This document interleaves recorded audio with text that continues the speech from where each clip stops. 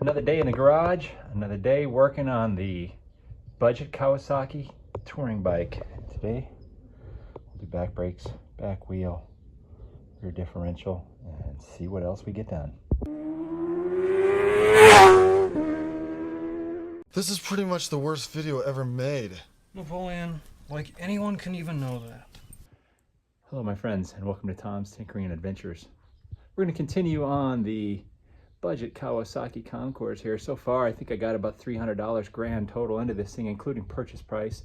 Now that is because I've had friends donate to the cause. When I work on the motorcycles forum, usually they give me burrito and beer or something like that. And that's just because, you know, I'm taking care of friends, but, you know, they have been taking care of me, and I've been getting a lot of things donated for this project so we can keep it on budget. And you know what? That's the way the world works, really. I mean, you do something for someone and they pay you and you buy stuff. So I feel like I'm getting paid back in kindness this way. And it's working for me. But let's get started on today's project, because it is a humid, muggy day here in Tom's garage. And I just want to be done. All right, we're going to take off the brake caliper. I have a new set of brake pads. So brake caliper can come off right here. There's Allen bolts 1 and 2. We're going to loosen them up. Probably not going to, well, you know what? I'll probably take it off actually. I was thinking I wouldn't, but I might as well pull it off. And the wheel's going to come off. We got a new tire, and we're also going to drain the differential. So loosen those two up while everything is attached. Then I'm going to pull, should have a cotter pin, but we got like a hitch pin in here. I'll probably replace that with a cotter pin. And loosen that bolt up right there. I don't know what size that one is, 27 probably. And we'll try to pull the axle out and get this wheel off. This was as good a reason as any to work on this bike. Obviously it needed the maintenance, but that axle nut was on there so tight. If I had to take this off somewhere on the road, you know, with just the basic toolkit, we'd be done for. So, you know, it's things to check when you get a vehicle that you're not familiar with. You know, you haven't owned it the entire time, something like that. But we got it loose. You kind of have to loosen these exhaust pipes up and move them a little bit. This one should come off, but I can't get it off. Same with the other side. So, you know, old bike. I am able to move it enough to get that nut off and pull the axle out. So brake caliper off. I think did I loosen that? Yeah, I did. So this should slide out. There we go. This was in here like that, I imagine. And now, actually I'm probably gonna have to loosen the brake rod. I might be able to get this wheel off without it, but the wheel should pull out from the splines on the drive shaft. There we go. I'll show you what that looks like on this side.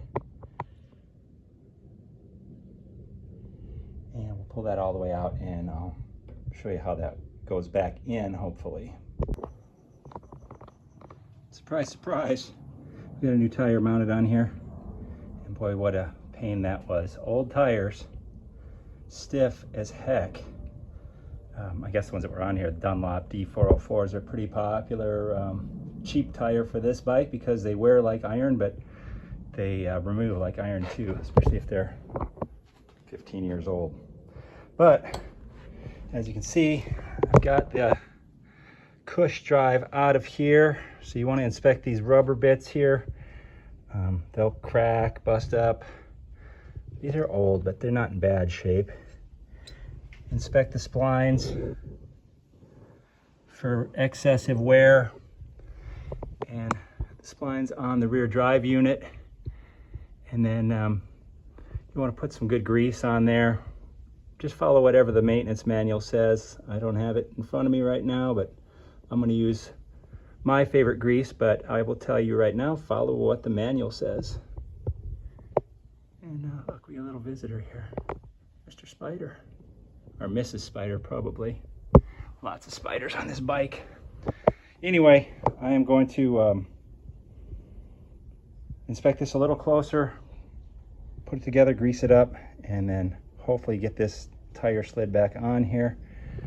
Let me tell you, that rear fender right there is a real bear to get the, you have to jam things to get it in there. So I kind of like that this bike has not been messed with, and it's pretty much factory stock, besides, you know, the additional items that are on it. But boy, I certainly wanted to cut that fender off right about there.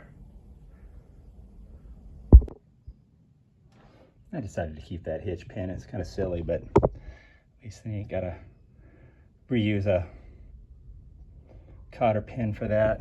Tires installed. I inflated it, and good to go. It didn't go too bad, actually, installing it, besides wrestling it in there. Very tight here, like I said. If you have one of these and you're going to put a lot of tires on it, cut that thing off, or maybe you can even make it 2 pieces. I don't know. But we did the front calipers in my last video, the last video I did on this, and the rear is very similar.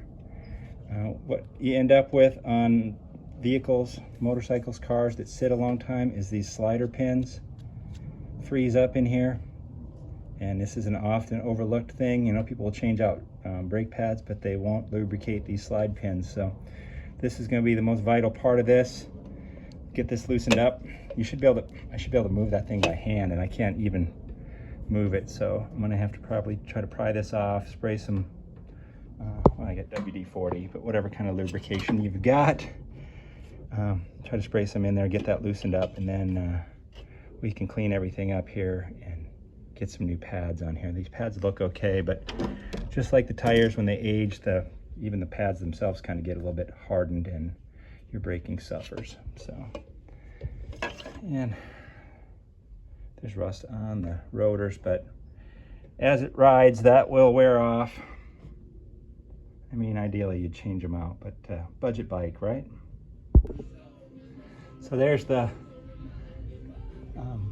area where the slider goes in. There's the slider on this back brake.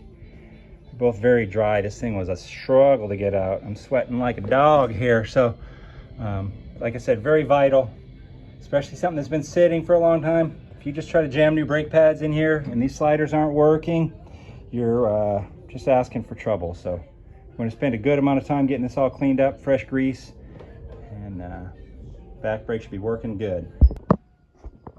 There's the old pads, like I said. Still had a fair amount of wear left on them, but we're good now. This thing was dragging before, actually, when I rolled it in here, so just getting those pins lubricated up made a big difference. So let's get to the rear drive, or rear differential. It's not really a differential, rear drive unit here. If you've ever worked on one of these before, even in a car, it's the same thing. You got a drain on the bottom, a fill a little bit higher, and the best key advice is always to open the fill first, because if you open the drain first and this one is stuck for some reason, well, then you're done for.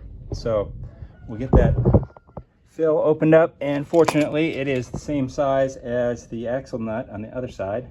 It's kind of odd, but it is. It's 27 millimeters. So I'm going to loosen that up. We'll get that thing, drain plug out, and we'll refill it. Well, after opening this thing up, I don't even know as if I am gonna mess with it, because it looks like it doesn't have a mile on it. This stuff is crystal clear, but what you would do is open the drain here, drain it out, put the drain back on. Now there might be a crush washer on there. Highly recommended to replace it. You can reuse them a time or two, but you know, as per the manual, replace it. If you don't have one, clean it up the best you can.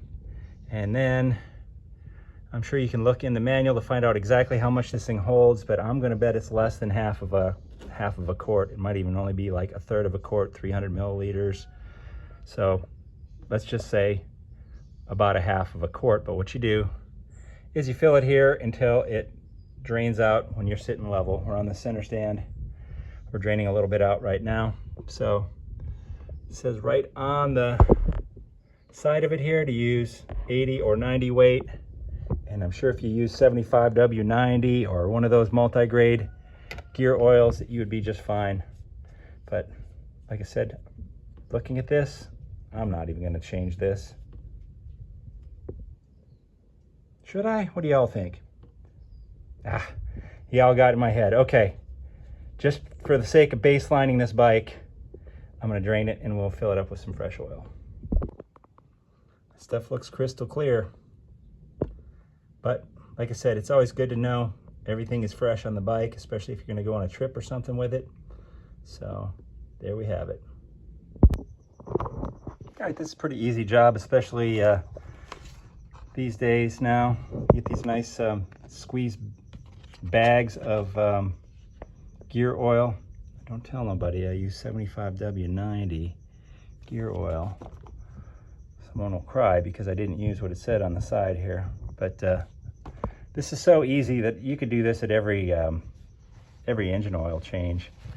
I don't think you need to. That's pretty much overkill. You could probably do it like every other engine oil change, and that'll be more than enough. But you know, take care of your bike will take care of you, all that sort of stuff. So now I'm gonna go around, I'm gonna double check everything, wipe down some more of these spider webs, and start thinking about what else we need to do to this bike. I know of at least 2 more items that I want to do before I say that I would jump on this thing and take it to the end of the earth. It's been an unusually muggy day here in my garage, but we got done what I wanted to get done, and that's the back half of the bike. Cold beer. Thank you. Pabst Blue Ribbon. Contact me here if you'd like to. We could do a sponsorship thing.